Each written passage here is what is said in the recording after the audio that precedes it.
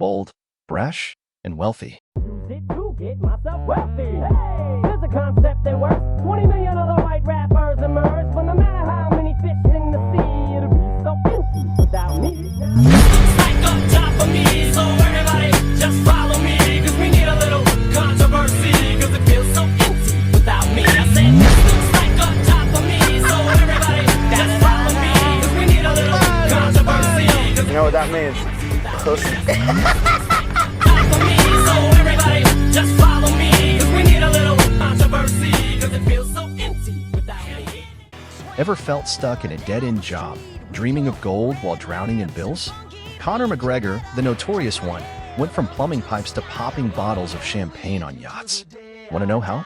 Get ready to rumble with this mind-blowing exploration of his ascent from Dublin dust to diamond-encrusted dollars.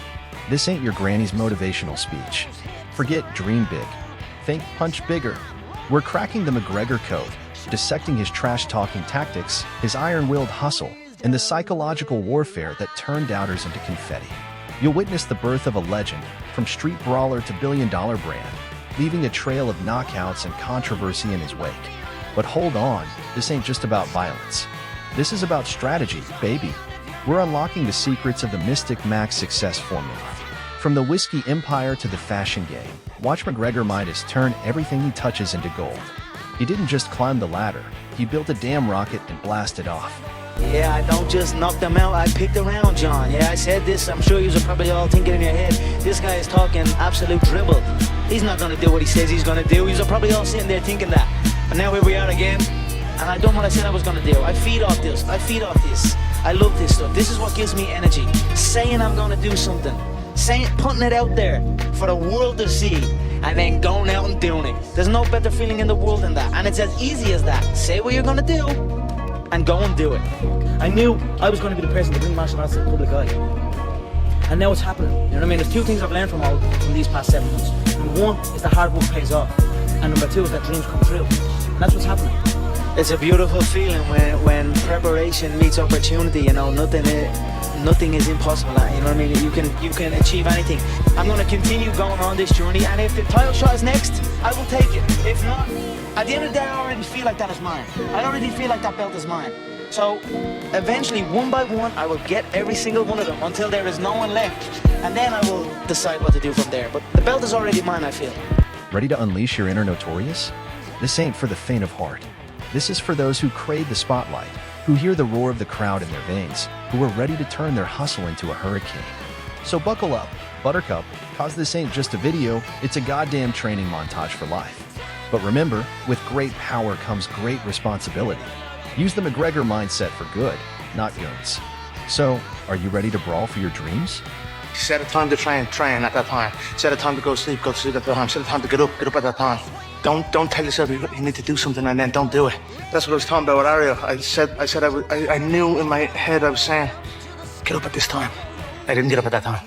Train at this time. I didn't train at that time. Don't eat this. I ate that. Don't drink that. I drank it. And these all just infiltrate my mental strength. Just little kind of defeats. Exactly, little defeats instead of wins. And it just culminates into, and you just don't want to be here. Let's do this.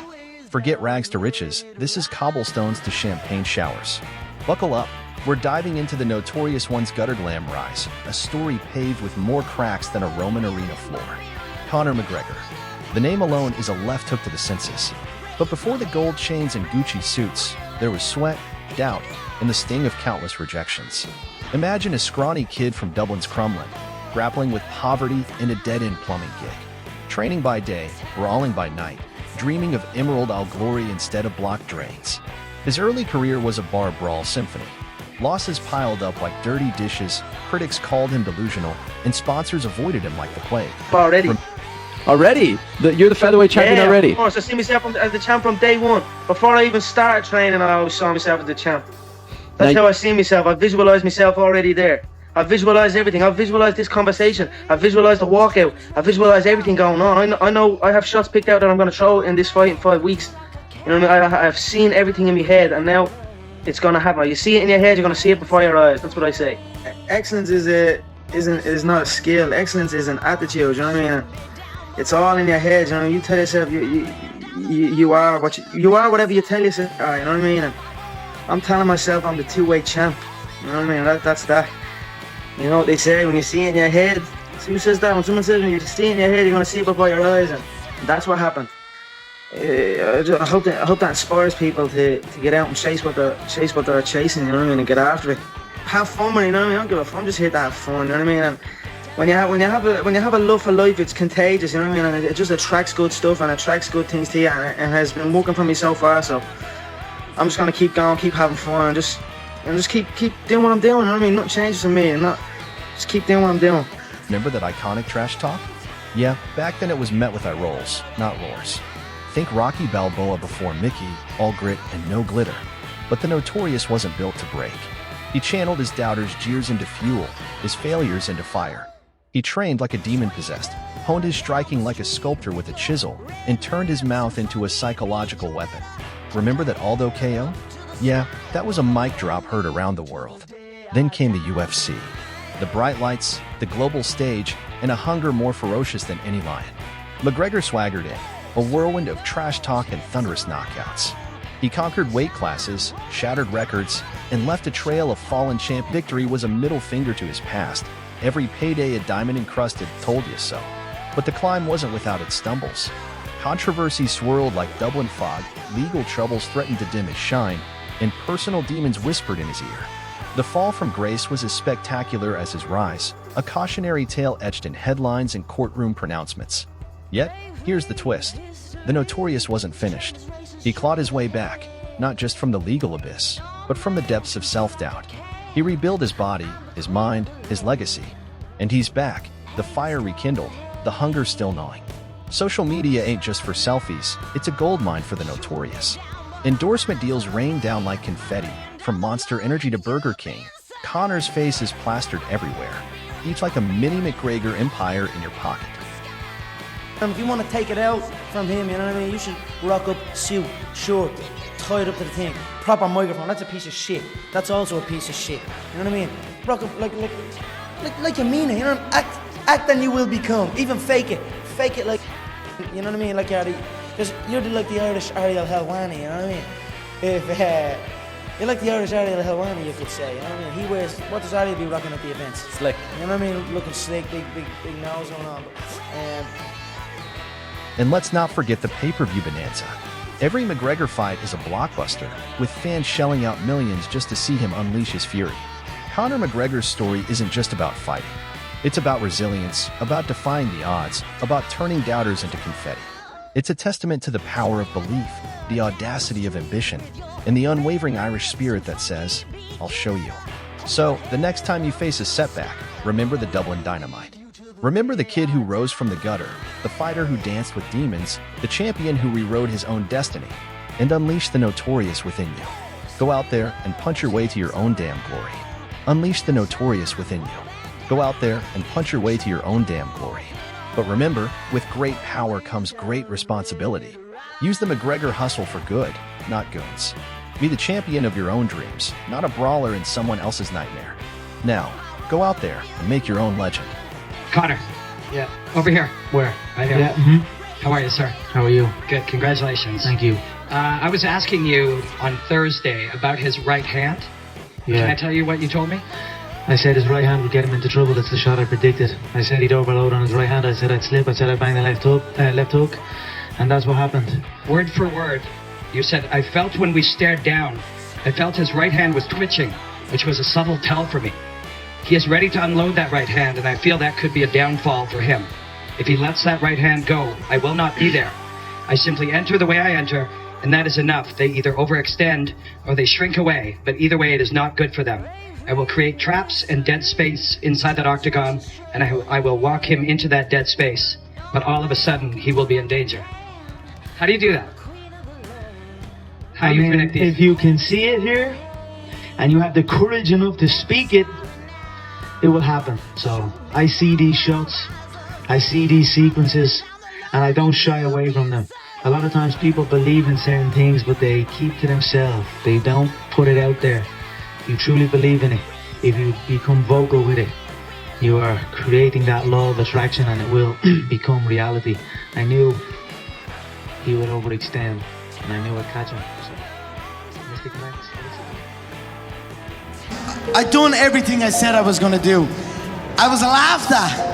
I was literally laughed at to win that second world title. When I first came into, I was gonna take these 2 world titles down. Laughed at. That's never gonna happen. An Irish man even winning the UFC. When I said that, I was laughed at. So I said I was gonna win the 2 world titles. I won them. I done everything I said I was gonna do. Every move is a calculated step. Make no mistake about that. It's only what? It's only January of 2017. I'm already the face of the UFC. I'm already the face of boxing. I'm already the face of the WWE. And I'm already the face of Hollywood. Yeah! And that's only January. That's only January. But in the media, I stated many times, all the way up is a dream to climb above that cage and raise them 2 belts. That was in every interview I've ever done. So when I won the fight and they strapped that Dennis Siva situation, when I grabbed the 2 belts, was before I'd even got 1 belt. Yes. That's how much the power of visualization, that's how strong the power of visualization is. I wasn't even a UFC world champion at that time, and already I was grabbing 2 of them and flaunting it in everybody's face. I believed it was gonna happen. I put the work in for it to happen, and it happened. So it's a strong thing, the power of visualization. That motherfucker's been a part of my shit since I'm 16. 15, 16, I started trying to play with that. Start trying to visualize things. I used to drive into a car park and try and visualize a car spot right next to the door and try and get that car spot and really try and visualize. I've been playing with that law of attraction and visualization a long time. So since I'm 16, since I first discovered it, if you can see it here, even the other day, I left my home and I was flustered leaving the home. I had to rush before I had to catch a flight here. I tried to rush into town and I was in a hurry, panicking. I got pulled over by the old Bill in a sweat. And then I hit the city centre and then I hit a traffic jam. I'm saying it's like when you feel that rush, or when you feel, you know, it just keeps going and going and going. So I just sit and count to 10, patient, and then everything opened up for me and I rolled through. So I don't know, it's been a part of my life a long time. I've been playing with it. I can't pinpoint an actual moment, but I tell you what, it fucking works. Hey, fellas. Looks like you're having a smashing night. Doggen! I got a tip for you. Don't let no one get this close. Come on, what happened? Legitimately one-punch KO. What he did tonight is nothing.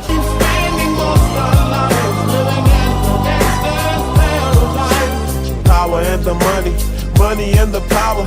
Minute after minute, hour after hour.